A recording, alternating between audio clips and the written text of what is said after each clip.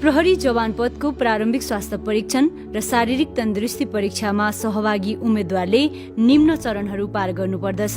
प्रथम चरण। यस चरणमा उम्मेद्वारको शारीरिक अवस्थाको परीक्षण गरिन्छ, जसमा उचाइ पुरुषको हकमा कम्तीमा 5 फिट 2 इन्च, छाती नफुलाउँदा 31 इन्च र फुलाउँदा 33 इन्च हुनुपर्ने र महिलाको हकमा कम्तीमा 5 फिट हुनुपर्ने।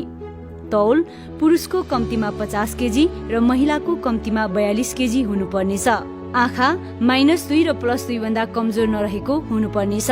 प्रारम्भिक स्वास्थ्य परीक्षणमा अयोग्य हुने अवस्थाहरू: अङ्ग भङ्ग भएको, क्रुप देखिने, हात खुट्टा बाङ्गो टिङ्गो र औँलाहरू ठिक नभएको, घुँडा निलग भएको अथवा रिकेट्स भई फाटिएको, केटु र केटु भन्दा माथि भएको, धेरै चेप्टो पैताला भएको, भालुपाइले, प्रष्ट बोली नभएको, भकभके, लठ्याउरो, ढाड कुप्रो भएको, शरीर पुरा झुकाउन नसक्ने, जिउ कोल्टे परेको र बाङ्गो शरीर भएको, दुबी भएको, कपाल झरेको फुलेको, आँखा डेढो भएको, शरीरको बाहिरी देखिने भागमा ट्याटु मार्क बनाएको, 2वटा भन्दा बढी दाँत किराले खाएको वा झरेको, भेरिकोच वा नसा फुल्ने भएको। दोस्रो चरण। शारीरिक तन्दुरुस्ती परीक्षा अन्तर्गत 300 मिटर दौड।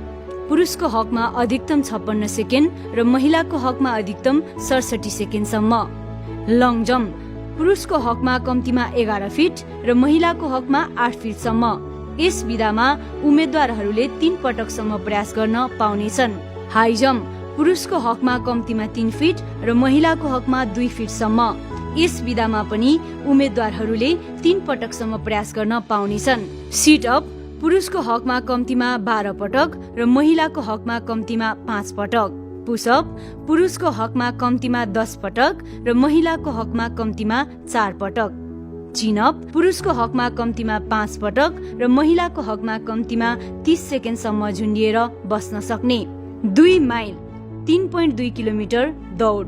पुरुषको हकमा अधिकतम 18 मिनटसम्म र महिलाको हकमा अधिकतम 22 मिनटसम्म। पुनश्च हरेक विधामा पाठ्यक्रममा तोकिएको मापदण्ड अनुसार अङ्क प्रदान गरिनेछ। धन्यवाद। जय नेपाल।